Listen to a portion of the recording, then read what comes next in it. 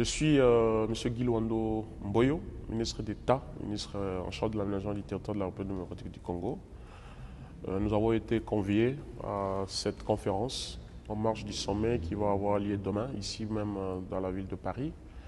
La conférence qui porte sur la réflexion sur les questions de mécanismes de financement pour l'atteinte des objectifs de développement durable. Et notre pays, la République démocratique du Congo, s'est engagé dans ce processus lié aux EDD.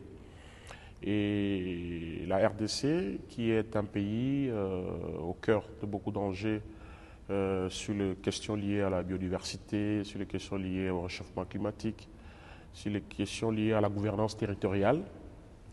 Nous avons été appelés évidemment à montrer la problématique de financement que nous connaissons dans notre pays, où il y a des populations à qui on demande à faire des efforts, notamment pour conserver les forêts, pour ne pas couper des bois. Et en contrepartie de tous ces efforts, les financements ne suivent pas pour compenser à cet effort de ces communautés locales qui ne vivent que des activités champêtres, ainsi de suite. Nous-mêmes aussi, comme État, au-delà des engagements sur le plan bilatéral que nous avons avec les institutions de Bretton Woods, donc la Banque mondiale, le Fonds monétaire international, ça ne suffit pas pour financer le budget de l'État.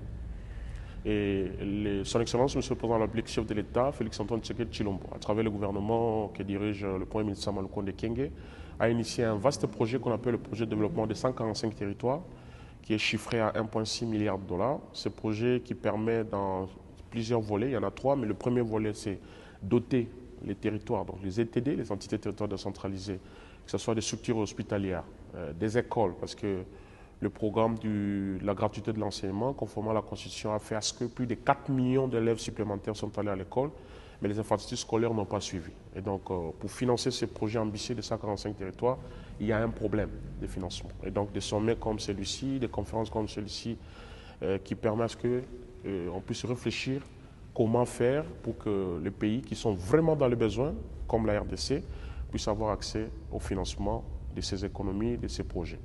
Mais nous, comme la RDC, nous avons un problème spécifique. Au-delà de la problématique de financement de nos économies, de certains projets, nous avons la problématique de l'insécurité dans l'Est du pays, où notre pays qui héberge un certain nombre de patrimoines communs de l'humanité, dont le parc de Virunga, ce parc, au lieu de servir d'héberger des espèces rares dont l'humanité a besoin, ce sont des groupes rebelles, principalement des M23, qui du reste, le rapport des experts des Nations Unies a condamné de manière formelle des attaques, des viols qu'ils effectuent dans la partie est de notre pays.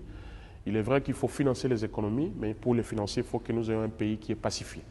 Voilà pourquoi je profite de cette occasion pour faire un plaidoyer pour que les efforts, nous sommes conscients de la solidarité internationale, de la communauté internationale, mais nous en voulons encore plus pour permettre à la RDC de pacifier cette partie du pays, parce que sans la paix, nous ne pouvons pas développer ni permettre à notre pays d'atteindre les objectifs de développement durable à l'horizon 2030.